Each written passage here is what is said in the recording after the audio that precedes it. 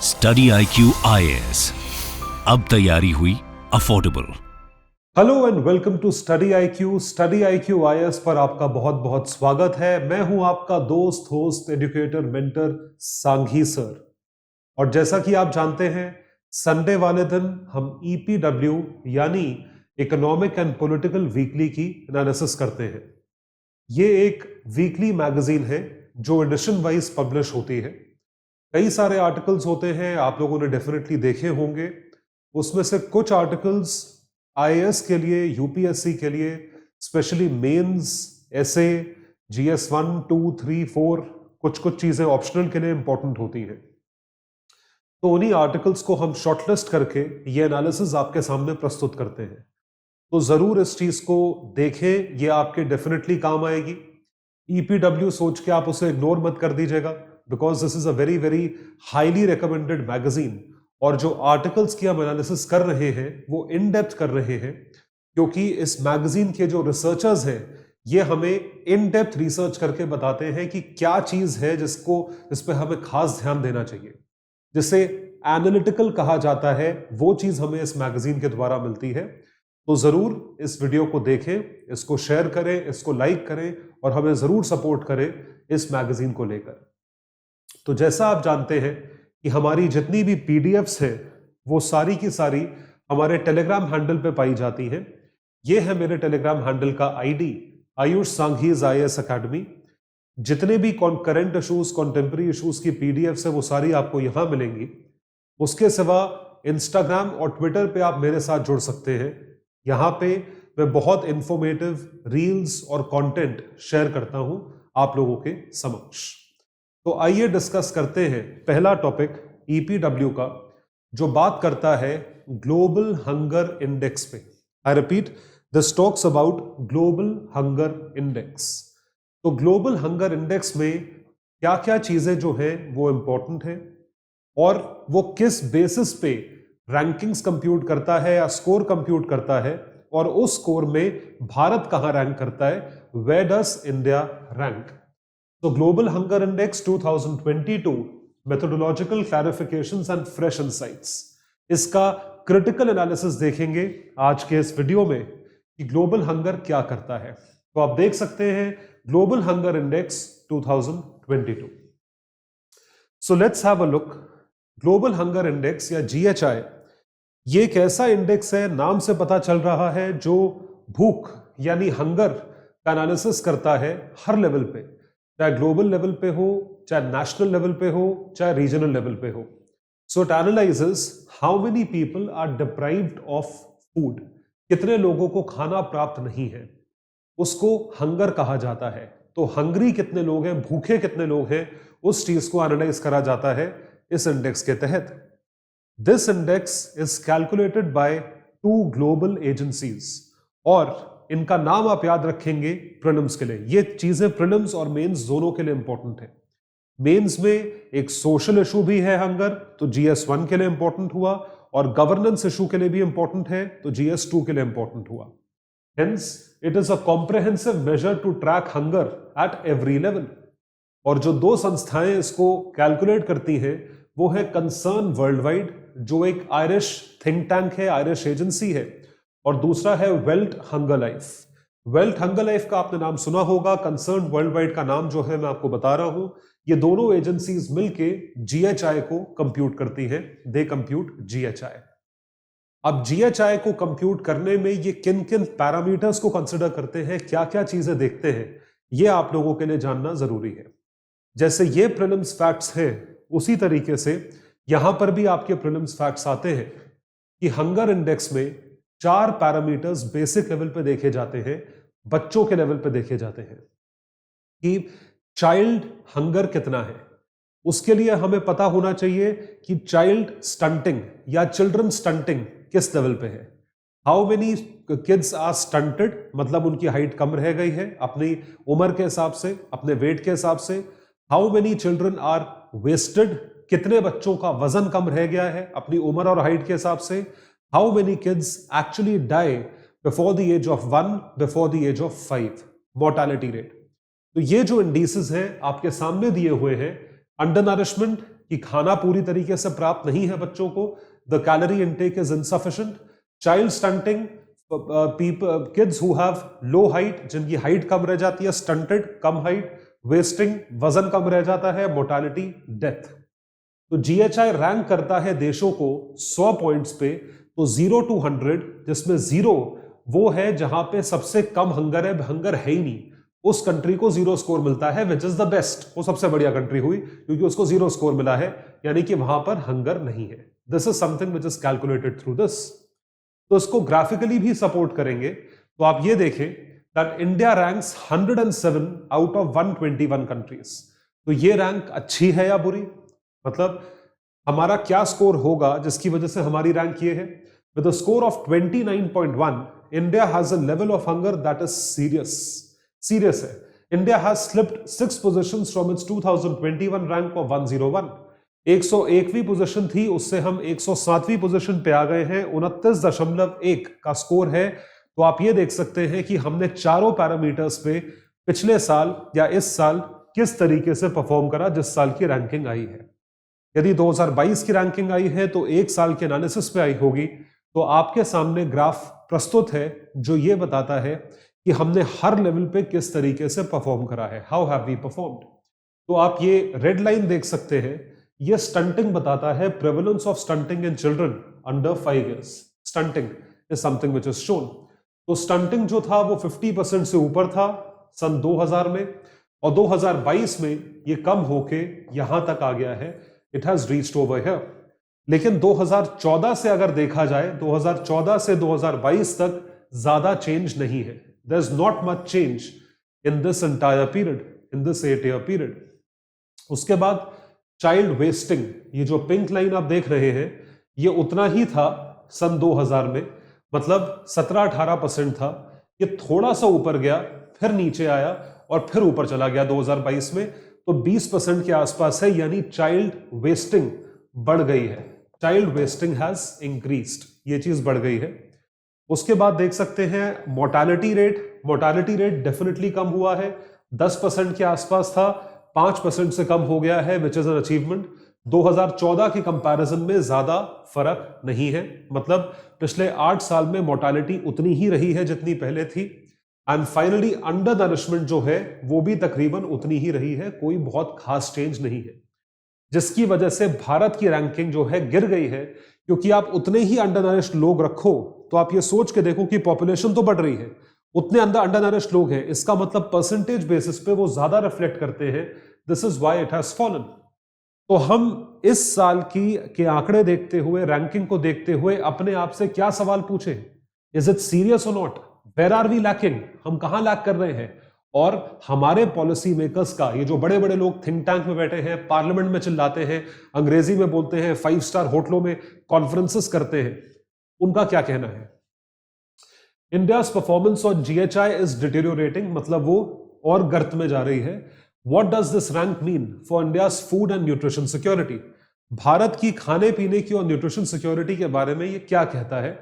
What is pushing India consistently down on GHI and so fourth, कौन सी चीज ऐसी है जो भारत को रोक रही है। ये चीज देखने वाली है, ये चीज समझने वाली है। So let's have a look कि क्या दिक्कत है। So is India's performance on GHI deteriorating, क्या हमारी परफॉर्मेंस डिटेरियोरेट कर रही है। रैंक देख के तो ऑब्वियसली आप बोलोगे कर ही रही है डिटेरियोरेट, इट इज डिटेरियोरेटिंग, तो ये बात बिल्कुल सही है। लेकिन इसमें भारत की जो परफॉर्मेंस है वो डिटेरियोरेट कर रही है। भारत के सिनेरियो में it is important to look at the ranking in light of GHI score that India has obtained over the years. इसको कई सारे सालों में देखना पड़ेगा। तो इसमें जो डीएचएस सर्वे है, डिपार्टमेंट का जो हेल्थ सर्वे होता है, ministry of health and family welfare के अंतर्गत, उसके हिसाब से जितने आंकड़े थे उसमें गिरावट देखी गई है। यानी कि अगर मोर्टालिटी रेट ज्यादा था तो वो नीचे आया है, अगर अंडर नरिशमेंट रेट ज्यादा था वो नीचे आया है। तो जरा देखिए यहां पे क्या कहा जा रहा है, let's have a look. India's GHI ranking has deteriorated since 2016, बात बिल्कुल सही है, जीएचआई की बात कर रहे हैं। Scores look more or less flat with the lowest value occurring 2020. At the same time, GHI ranking as well has improved for our neighbors.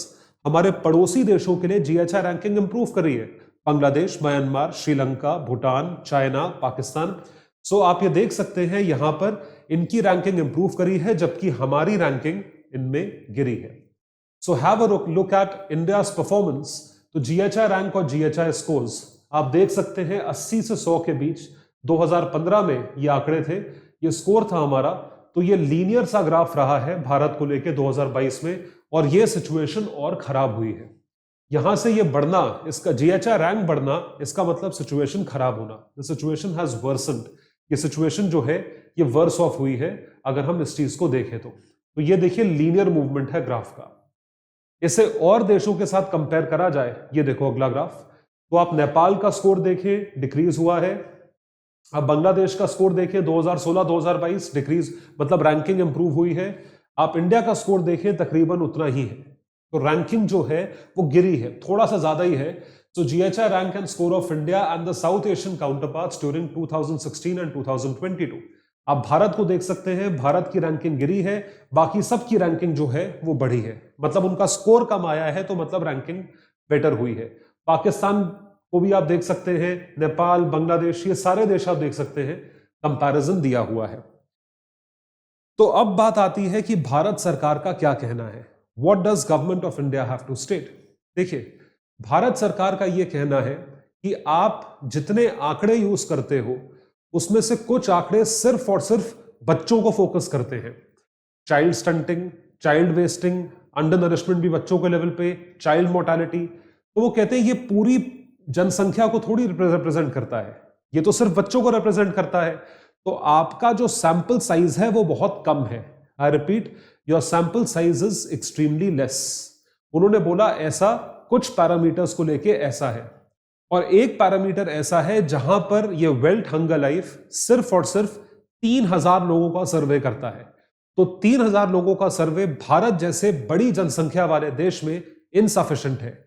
इस वजह से इस चीज को, जीएचआई की रैंकिंग को हम पूरी तरीके से सही नहीं मानते, ऐसा सरकार का, भारत सरकार का कहना है। आइए देखें। GHI uses an erroneous measure of hunger that 3 out of 4 variables focus on kids, children है, और चौथा इंडिकेटर है वो बेस्ड है on a very small sample size 3000 का।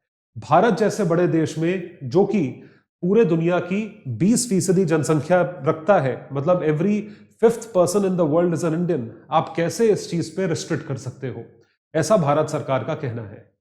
उसी में भारत सरकार ने जो अपने आंकड़े दिए हैं, भाई भारत सरकार के भी तो आंकड़े हैं, वो भी तो अपनी एनालिसिस करते हैं, वो भी तो प्लानिंग करते हैं। तो वहां पे उनके जो चेंजेस हैं या अचीवमेंट्स हैं वो यहां दिख रहे हैं। देखिए, डीएचएस के जो सर्वेज हुए हैं उसमें क्या दिखाया जा रहा है अलग अलग सालों में। तो 2005, 6, 15, 16, 2019, 20 स्टंटिंग 48.2% बच्चों के बीच थी, ये कम होकर 38.4 हुई, ये 35.5 हो गई। तो इंप्रूवमेंट है अगर ये कम हुई है। वेस्टिंग 20.5 थी, अब 19.3 है, तकरीबन उतनी ही है। अंडर 5 मोर्टेलिटी रेट, यानी कि 5 साल से कम उम्र के बच्चों की मृत्यु हो जाना, ये 74 था, 74 ऑफ पर 1000 कैलकुलेट करा जाता है, ये कम होके 42 हो गया, 42। सो GHI 2006, GHI 2015, 2022। तो इसके हिसाब से हमें जो बताया जा रहा है वो ये है कि आप इन चीजों को, ये हमारा सर्वे है, तो हम जो है अपने सर्वे को देखें कि परफॉर्मेंस इंडिकेटर्स क्या हैं। GHI जो है वो इन चीजों को ही देख रहा है, वो और चीजों को कंसिडर नहीं कर रहा है। This is what the Indian government has to state. तो इंडियन गवर्नमेंट को पता तो है कि हंगर एक बहुत बड़ी प्रॉब्लम है, और चलिए यही सारे इंडिकेटर्स को भी देखा जाए तो प्रॉब्लम है। तो क्या भारत सरकार ने आज तक कुछ किया है इसको कम करने के लिए? क्या भारत सरकार ने कुछ कदम उठाए हैं जिससे कि हंगर को कम किया जा सके, that hunger should be reduced? आइए देखते हैं, let's have a look. In order to eradicate hunger, so Government of India has initiated certain schemes, starting with the biggest food policy in the world by the name of National Food Security Act. I repeat, National Food Security Act.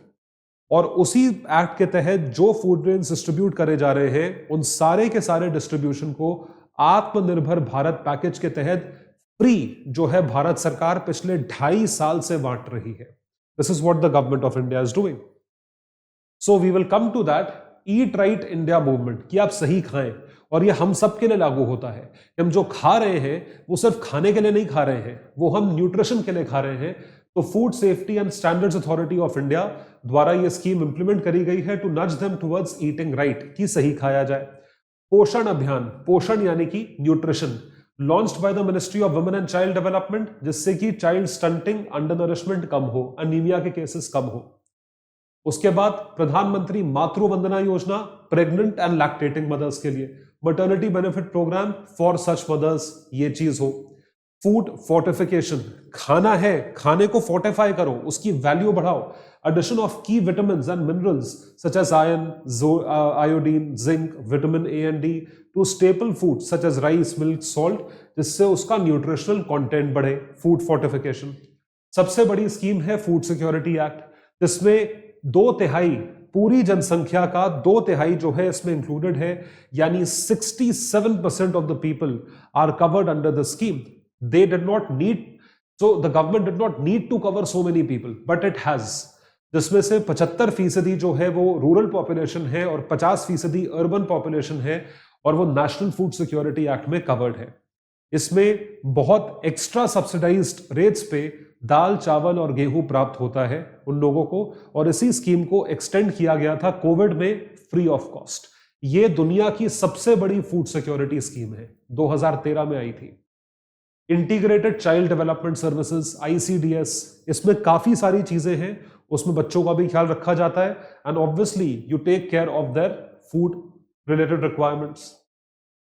तो government के काफी efforts रहे हैं, आपने देखा है सरकारी schemes, ये आप डेफिनेटली लिख सकते हैं। ये सोशल इशू भी है, गवर्नेंस इशू भी है, GS1 GS2 में भी काम आएगा, एथिक्स में भी काम आएगा, पब्लिक एडमिनिस्ट्रेशन में भी काम आएगा। ये सारी चीजें आपकी मोस्ट रेलेवेंट हैं इन सारे पेपर्स में। इतने सारे गवर्नमेंट एफर्ट्स होने के बावजूद हमारी स्टंटिंग, U5MR, IMR, ये सब इतना हाई क्यों है? जो अंडर नरिशमेंट का रेट है वो इतना हाई क्यों है? So though government has taken massive efforts to ensure the food security of the entire population, why has undernourishment increased? Undernourishment बढ़ा क्यों है? क्या भारत सरकार स्कीम बनाने के साथ साथ उसको लोगों तक पहुंचाने में फेल हुई है? Has the government of India failed to be able to reach out to people and let them know the benefits that are available for them? Bharat सरकार द्वारा उनको कितने बेनिफिट्स प्रोवाइड किए जा रहे हैं? आइए देखते हैं इसके क्या रीजंस हैं। Let's have a look. So these are the reasons. Inadequacy in food access, देखिए बहुत इंपॉर्टेंट चीज है। खाना है, एक्सेसिबल नहीं है, मुझे 20 किलोमीटर जाना पड़ रहा है फूड ग्रेन्स लेने के लिए, भाई मैं क्यों जाऊंगा? Accessibility and availability are two different things. Is the food available? Yes. Where is it? 20 kilometers away. What nonsense. मजाक है। It is not accessible either due to rising food prices or due to declining food availability. या तो खाना available नहीं है या खाने के दाम बहुत महंगे हो गए हैं because of disruption of supply chain, pandemic की वजह से। क्योंकि तेल के दाम बढ़े इसलिए खाने के दाम बढ़ गए।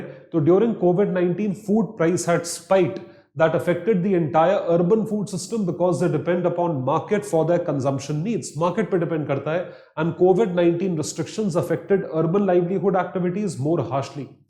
तो ये चीज है, इसकी वजह से प्राइसेस बढ़े, और कई देशों में क्वांटिटी और quality of urban food consumption has deteriorated. ये स्पेशली अंडर डेवलप्ड और डेवलपिंग कंट्रीज में है कि ये चीज जो है अफेक्ट हुई है, और ये भारत में भी अफेक्ट हुई है। जो अनऑर्गेनाइज सेक्टर के वर्कर्स हैं, इनफॉर्मल वर्कर्स हैं, जो किसी भी मेन स्ट्रीम स्कीम में कवर नहीं होते, वो लोग ज्यादा अफेक्टेड थे। जो बेचारे पलायन कर रहे थे शहरों से अपने गांव तक, and migrants predominantly among the urban poor, they have been hit harder during COVID-19, leading to a rise in urban food insecurity. तो इस वजह से भारत सरकार के एफर्ट्स थे, उसमें कोई कमी नहीं थी, लेकिन कोविड में वो एफर्ट्स अपना पूरी तरीके से लोगों तक पहुंच नहीं पाए। They were not able to reach out to the people entirely, और ये चीज डेफिनेटली दिक्कत करी लोगों को भी और सरकार को भी। So what is the conclusion? देखिए, फूड एक सबसे बेसिक फंडामेंटल राइट है। It's a part of right to life, article 21। So availability of food is heavily important. India's hunger scenario in the near future is likely to be shaped by hunger levels in the urban areas. ये चीज आप sort करो उसके बाद rural areas में चीजें sort करो। India's GHI ranking in recent years offer an opportunity to broaden the food base, कि फूड अवेलेबिलिटी का बेस बढ़ाया जाए, that explicitly accommodates the urban dimension, कि अर्बन डायमेंशन को ही अकोमोडेट करे। So absolute rise in urban stunting and wasting can be solved by making sure कि urban areas में खाने की अवेलेबिलिटी जो है वो पूरी तरीके से सक्षम होनी चाहिए और लोग जो है, बच्चे जो है यहाँ के स्वस्थ होने चाहिए। तो देखिए इस पे एक एमसीक्यू बनता है और ये बिल्कुल प्रीलिम्स ओरिएंटेड एमसीक्यू है। आप देखिए, which of the following are the indicators used by IFPRI to compute the global hunger index report? Undernourishment, stunting, mortality. और चौथा भी था अगर आपको याद आ रहा हो, जिसमें हमने बात करी थी चाइल्ड वेस्टिंग की। तो तीनों मेजर्स हैं, answer is C, 1, 2 and 3 only. C is the right answer. देखिए इस टाइप के क्वेश्चंस आपको एग्जाम में देखने को मिलते हैं। और उसके साथ साथ मेंस का जो क्वेश्चन बनता है वो ये है, despite the consistent experience of high growth, India still goes with the lowest indicators of human development. Bharat जो है सबसे कम इंडिकेटर्स ऑफ ह्यूमन डेवलपमेंट के साथ जाता है। Examine the issues that make balanced and inclusive development elusive, कि balance development को मतलब इट इल्यूड्स अस, हमें समझ ही नहीं आ रहा कि बैलेंस डेवलपमेंट नहीं हो रही है या बैलेंस डेवलपमेंट हमसे दूर भाग रही है। क्यों भाग रही है भाई? इस चीज को देखना हमारा फर्ज है। We have to watch this. So this was the entire analysis of this topic, global hunger index. Important for prelims, important for mains, GS1, GS2, important for essay, important for public administration paper 2, ये हर चीज के लिए important है। Mains का analysis भी हमने करा, pre का भी करा। इसी तरीके से हम अपने फाउंडेशन बैच में हर एक टॉपिक जो जीएस का है उसका प्रॉपर एनालिसिस करके आपको पढ़ाएंगे। भारत के top educators 900 plus teaching hours के थ्रू आपको लाइव पढ़ाएंगे, जिसमें सारे जनरल स्टडीज के सब्जेक्ट्स जो है, प्रीलिम्स के और मेंस के पूरा सिलेबस आपको कवर करवाया जाएगा हर सब्जेक्ट के द्वारा। मैं खुद आपको इकोनॉमिक्स डिटेल में कवर करवाऊंगा over a period of 35 classes which results into 100 hours. 100 घंटे में इको हम पढ़ेंगे प्रीलिम्स के लिए और मेंस के लिए। उसके साथ साथ आपको प्रीलिम्स की टेस्ट सीरीज मिलेगी, आपको मेंस का आंसर राइटिंग प्रैक्टिस सेगमेंट मिलेगा और आपको ज्ञानवाणी सेशंस के थ्रू रिटायर्ड ब्यूरोक्रेट्स द्वारा गाइडेंस मिलेगा। और जब प्रिपरेशन खत्म हो जाएगी उसके बाद आपको मेंटरशिप सेशन गाइडेंस के लिए अवेलेबल रहेंगे एग्जाम तक। तो हम आपके साथ हैं हर कदम पर, प्रिपरेशन के साथ भी, प्रिपरेशन के बाद भी। तो मेहनत हमारी, रिजल्ट आपका। सब्सक्राइब करें आज ही हमारे फाउंडेशन बैच के लिए। 2024 के एस्पिरेंट्स जो है, बैच शुरू हो रहा है 2 जनवरी को शाम को 6 बजे। तो इस बैच का जो स्पेशल ऑफर अभी चल रहा है, that is excessive heavily raining discount, जो सिर्फ और सिर्फ कुछ ही दिन के लिए लागू है अगर आप मेरा कोड यूज करेंगे तो। My code is Sanghi live. I repeat, my code is Sanghi live, SANGHI live. इस कोड को आप यूज करेंगे तो आपको ये बैच जो वैसे 19,000 रुपए का था आफ्टर डिस्काउंट, ये स्पेशल डिस्काउंट पे 17,500 रुपए का जो है वो मिलेगा। You would be getting this batch for 17,500 rupees. ये प्राइस आप लोगों के लिए नहीं है, आप लोगों के लिए जो प्राइस है वो है 17,499, 17,500 रुपीज। तो ये प्राइस था, लेकिन कुछ दिनों के लिए प्राइस जो है वो कम होके 17,500 हो गया है अगर आप मेरा कोड यूज करें। My code is Sanghi live. तो सब्सक्राइब करें आज ही। और इसके सिवा जितने स्टूडेंट्स इस वक्त और चीजों की तैयारी कर रहे हैं, जैसे 2023 का success in prelims, NCERT based courses, या उसके सिवा और कोई भी कोर्स आप कर रहे हैं, ऑप्शनल कोर्स करना चाहते हैं, पब्लिक एडमिनिस्ट्रेशन, सोशियोलॉजी, PSIR, सबके बैचेस हमारे पास अवेलेबल हैं और सब पे हेवी डिस्काउंट्स हैं। सारे कोर्सेज को आप सिर्फ और सिर्फ एक कोड यूज करके सब्सक्राइब कर सकते हैं, and that is Sanghi live. So guys, let's come to the following topic. ये बहुत इंपॉर्टेंट टॉपिक है, प्रीलिम्स के लिए खासकर इंपॉर्टेंट है, जो कि इकोनॉमिक्स के एक्सटर्नल सेक्टर चैप्टर में आता है। टॉपिक का नाम है रेमिटेंसेस। रेमिटेंसेस, कि भारत को कितने रेमिटेंसेस मिले, इतने सालों में भारत की क्या रेमिटेंस रेट रही। What was the remittance rate of India? The remittances have reached $100 billion. इसका क्या मतलब होता है? What does it mean? Remittances $100 billion पहुंच गए। $100 बिलियन, क्या मतलब हुआ उसका? What does it mean? $100 billion, how is it relevant and what does this mean? Remittances, ये भारत है, ये बाकी की दुनिया है, रेस्ट ऑफ द वर्ल्ड।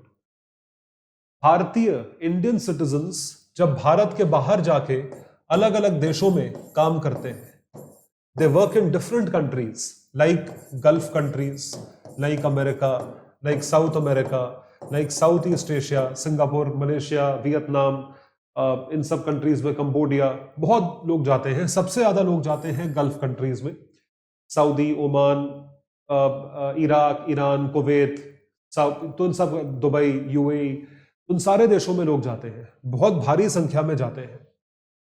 इन लोगों को कहा जाता है इंडियन डायस्पोरा।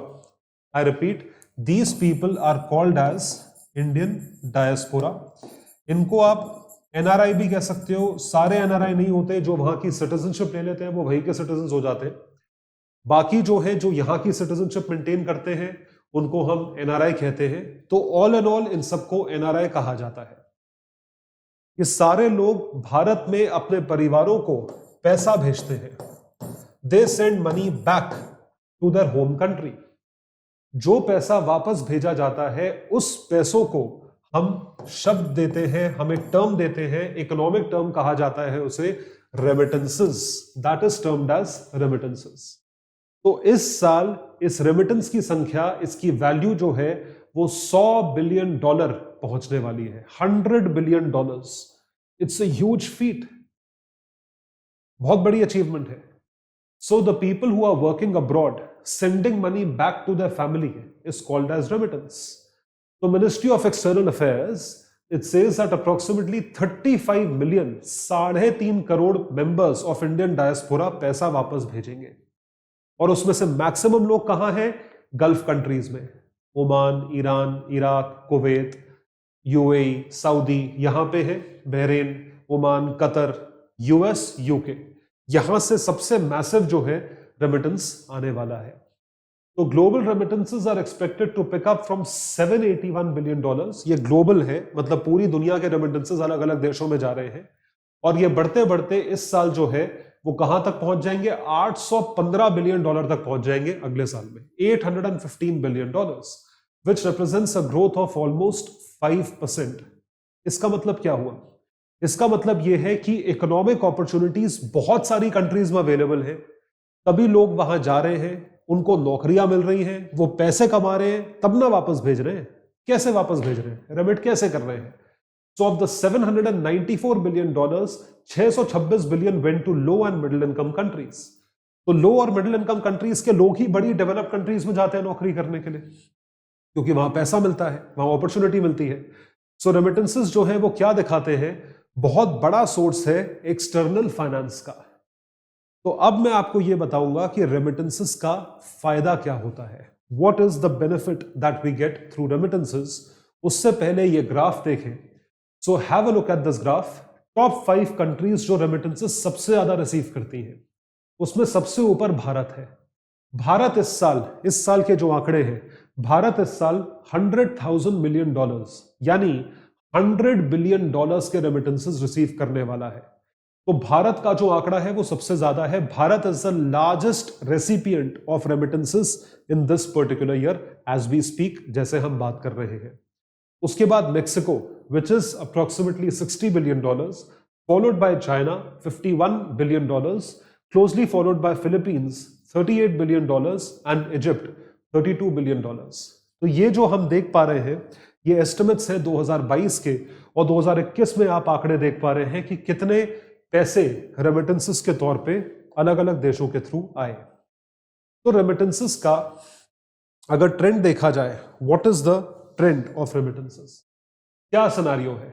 भारत की रेमिटेंस ग्रोथ 12% हुई है, 7.5% से ऊपर 12% पे पिछले साल से इस साल, जिससे इतनी भारी फिगर होगी। Despite reaching a historic milestone at $100 billion and retaining its position as a top recipient of remittances, Bharat की remittance flows are expected to account for only 3% of its GDP in 2022. सिर्फ और सिर्फ 3% ऑफ जीडीपी है। इसका मतलब हमारी GDP के comparison में 100 बिलियन बहुत कम है।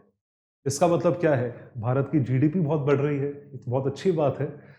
अगर भारत की जीडीपी बहुत बढ़ रही है तो रेमिटेंस अगर छोटा फिगर भी है तो भी चलेगा। तो रेमिटेंस से क्या फायदा होता है? किसी भी नेशन का रेमिटेंस से फायदा क्या होता है? What benefits does it give to a particular country? आइए देखें।